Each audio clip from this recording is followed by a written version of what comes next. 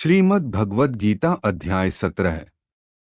अर्जुन बोले, हे कृष्ण, जो मनुष्य शास्त्र विधि को त्याग कर श्रद्धा से युक्त हुए देवादि का पूजन करते हैं, उनकी स्थिति फिर कौन सी है?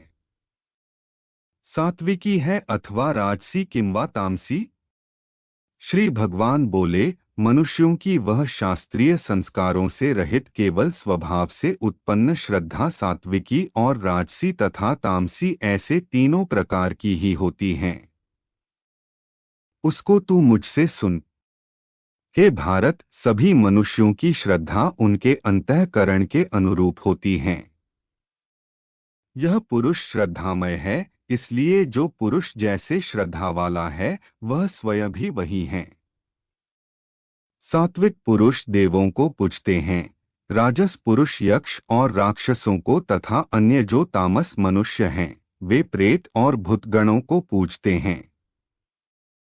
जो मनुष्य शास्त्र विधि से रहित केवल मन कल्पित घोर तपों को तपते हैं तथा दंभ और अहंकार से युक्त एवं कामना, आसक्ति और बल के अभिमान से भी युक्त हैं। जो शरीर रूप से स्थित भूत समुदाय को और अंतःकरण में स्थित मुझ परमात्मा को भी कृश करने वाले हैं, उन अज्ञानियों को तू आसुर स्वभाव वाले जान। भोजन भी सबको अपनी अपनी प्रकृति के अनुसार 3 प्रकार का प्रिय होता है, और वैसे ही यज्ञ, तप और दान भी 3-3 प्रकार के होते हैं। उनके इस पृथक पृथक भेद को तू मुझसे सुन। आयु, बुद्धि, बल, आरोग्य, सुख और प्रीति को बढ़ाने वाले, रसयुक्त, चिकने और स्थिर रहने वाले तथा स्वभाव से ही मन को प्रिय ऐसे आहार अर्थात भोजन करने के पदार्थ सात्विक पुरुष को प्रिय होते हैं।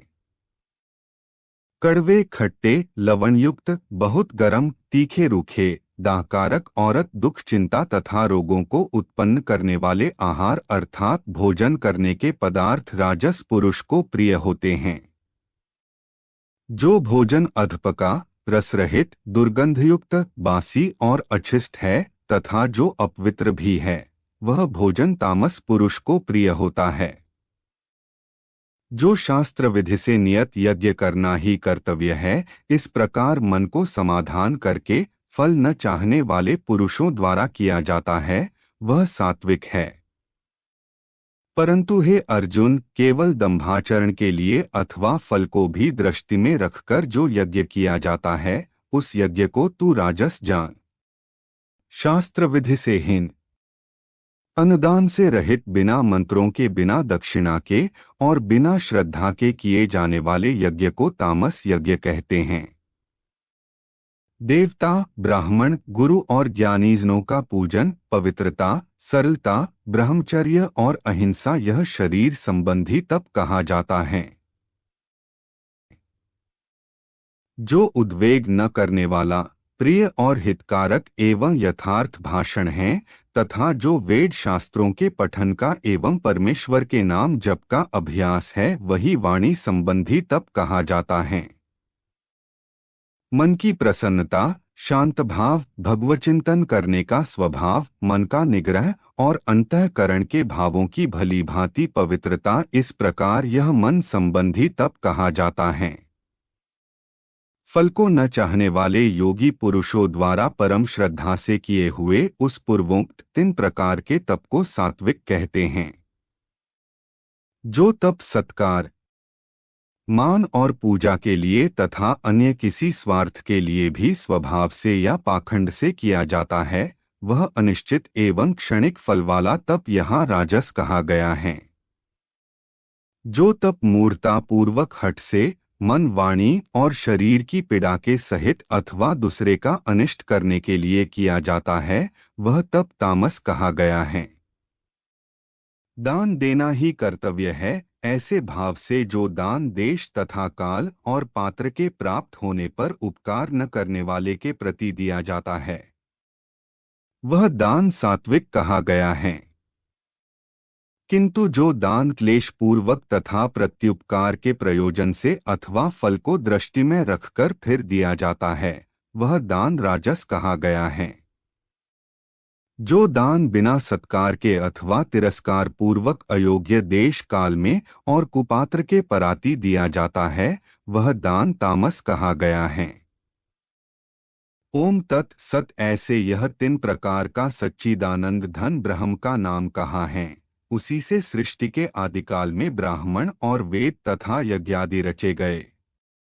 इसलिए वेद मंत्रों का उच्चारण करने वाले श्रेष्ठ पुरुषों की शास्त्र विधि से नेता यज्ञ, दान और तपरूप क्रियाएं सदा ओम इस परमात्मा के नाम को उच्चारण करके ही आरंभ होती हैं।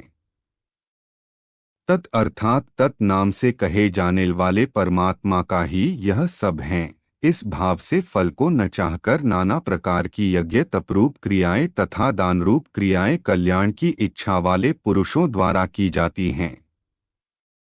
सत। इस प्रकार यह परमात्मा का नाम सत्य भाव में और श्रेष्ठ भाव में प्रयोग किया जाता है तथा हे पार्थ, उत्तम कर्म में भी सत शब्द का प्रयोग किया जाता है।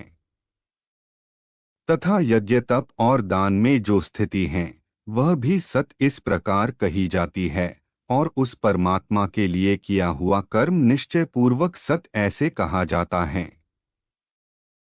हे अर्जुन, बिना श्रद्धा के किया हुआ हवन, दिया हुआ दान एवं तपा हुआ तप और जो कुछ भी हुआ शुभ कर्म है वह समस्त असत इस प्रकार कहा जाता है।